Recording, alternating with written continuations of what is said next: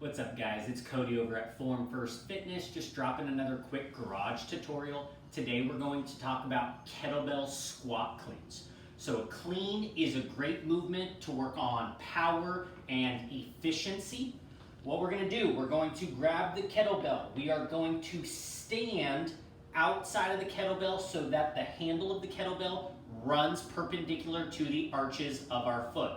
From here, we're going to start in a deadlift position. So we're going to push those hips back, try to keep those shins relatively vertical, squeeze those shoulder blades as we drop that chest to grab the handle. We should feel lots of tension on our hips in this position.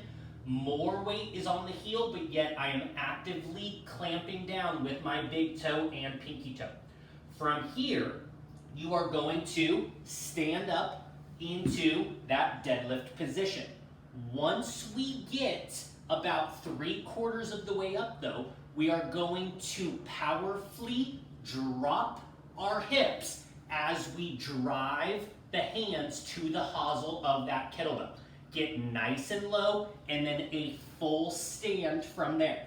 So one more time, we're getting up to that kettlebell, perpendicular to the arches of our feet, hips back, vertical shins, squeeze those shoulder blades, drive from the ground like we are doing a normal deadlift. Once we get about 3/4 of the way up, slide those hands to the hosel. As you sit back down, feel the weight and then explode up from there. In real time,